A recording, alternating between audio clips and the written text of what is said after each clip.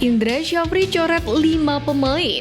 Pemain keturunan yang dinaturalisasi Timnas Indonesia U19, GBK prioritaskan Timnas Indonesia.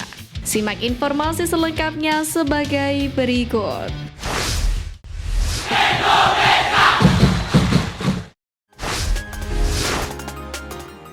Bentuk skuad Timnas U19 Indra Syafri coret 5 pemain.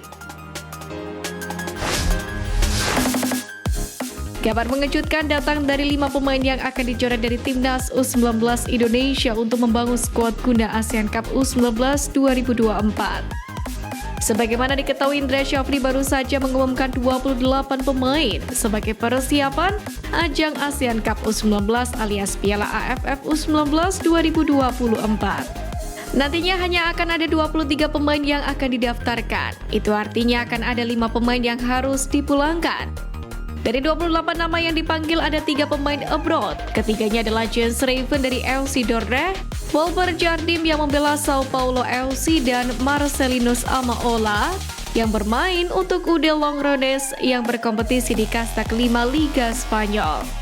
Menariknya, sebelum menyeleksi menjadi 23 pemain, Indra Syafri sudah mencoret 1 pemain keturunan Guinea, yakni Kamara Ousmane Maiket.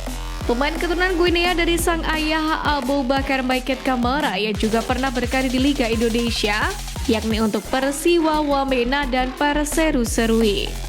Tidak diketahui dengan jelas alasan pencoretan sang pemain, namun hal itu dipastikan membuat media Vietnam terkejut mengetahuinya. Total 24/7.vn cukup syok dengan keputusan Indra Syafri yang tiba-tiba mencoret 1 pemain keturunan jelang Piala AFF U19 digelar. Sikap Indra Syafri mempertahankan sebagian besar pemain yang dimainkan di turnamen Toulon di Prancis itu membuat media rival tersebut penasaran dan menerka taktik apa yang sedang dipersiapkan oleh pelatih yang membawa Indonesia kembali merengkuh medali emas SEA Games tersebut. Yang tak kalah mengejutkan, Indra Syafri juga membatalkan uji coba lawan tim PON Jawa Timur pada Jumat 12 Juli. Indra menyebutkan alasan membatalkan uji coba itu disebabkan fokus membenahi tim terutama dari sisi kebugaran.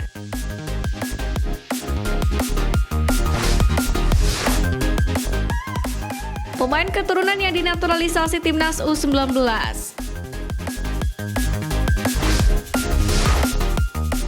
Pertama, Tim Gaypens. Tim Gaypens merupakan salah satu pemain yang paling menonjol saat turun di Toulon Cup 2024. Mentas sebagai fullback kiri, pergerakan pesepak bola 19 tahun ini begitu mempesona. Tim Gaypens baru saja mendapatkan kontrak profesional dari klub Liga 2 Belanda LC Emen.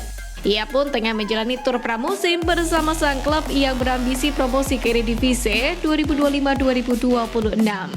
Jika mampu digembleng dengan baik, bukan tidak mungkin tim Gaypens bakal promosi ke Timnas U23. Bahkan bisa menjadi pesaing Calvin Verdong dan Saint Patinama di Timnas Indonesia Senior. Kedua, Dion Mark. Dion Mark yang kini berusia 19 tahun biasa mentas sebagai bek tengah. Kehadiran Dion di lini belakang Timnas Indonesia U19 begitu menonjol di ajang Toulon Cup 2024 kemarin. Ia rela jatuh bangun demi menyelamatkan gawang Indonesia dari kebobolan. Kegiatan itu dinilai sebagai salah satu alasan pelatih Timnas Indonesia U19 Indra Syafri merekomendasikan Dion Mark untuk dinaturalisasi menjadi WNI. Dion Mark sendiri berpotensi menjadi andalan Timnas U23 mengingat Rizky Ridho telah melewati batas umur di event yang akan datang. Ketiga, Maurice Mohinoke. Banyak yang bilang skill Maurice Mohinoke layaknya bintang Timnas Prancis yang baru hengkang ke Real Madrid, Kylian Mbappe. Aksi terbaik Hinoke terlihat saat Timnas Indonesia U19 menghadapi Timnas Jepang U19 di Toulon Cup kemarin. Meski Timnas Indonesia U19 kalah 1-4 di laga tersebut, Hinoke tampil menonjol dengan mengacak-ngacak pertahanan Jepang. Bahkan di laga itu Hinoke mencetak satu-satunya gol skuad Garuda Nusantara. Tidak sedikit yang mengamini Maurice Mohinoke akan dipanggil Sintayong di Timnas Senior, layaknya Spanyol yang mengandalkan Lamine Yamal meski masih berusia sangat muda.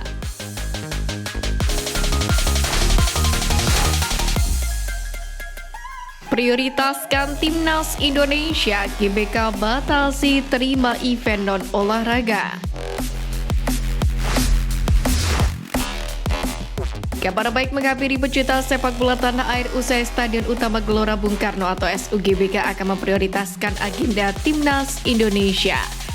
Sebagaimana diketahui, GBK menjadi bulan-bulanan netizen tanah air lantaran kondisi lapangan yang buruk usai menggelar beberapa konser jelang laga skuad Garuda, yakni di kualifikasi Piala Dunia beberapa waktu yang lalu. Tak hanya mengundang banyak kritik, akibat kondisi rumput yang buruk juga membuat permainan Timnas Indonesia dinilai menurun. Menanggapi hal tersebut, Kepala Divisi Pemasaran dan Penjualan GBK Sri Lestari Puji Astuti menegaskan bahwa pihaknya akan membatasi event non-olahraga hingga akhir tahun mendatang. Sebenarnya flashback marwahnya GBK ini sebagai sarana olahraga dan aset milik pemerintah. Dalam proses pengelolaannya, kami utamakan Timnas. Dalam hal ini berlatih dan melakukan kegiatan, ucap Sri Lestari Puji Astuti. Di media tersebut, skuad Garuda memang memiliki 2 laga kandang grup C putaran ketiga kualifikasi Piala Dunia 2026 zona Asia, yakni melawan Jepang dan Arab Saudi pada bulan Desember. Sementara pada laga kedua grup C kontra Australia di bulan September, tim Merah Putih berkandang di Stadion Gelora Bung Tomo, Surabaya, Jawa Timur. Di lain sisi, rumput Stadion Utama Gelora Bung Karno, Senayan, Jakarta Pusat kini sedang dalam proses direvitalisasi. Direktur Umum GBK Hadi Sulistia menjelaskan bahwa perawatan seluruh fasilitas di GBK disiapkan anggaran kisaran 4 hingga 8 miliar rupiah untuk setahun.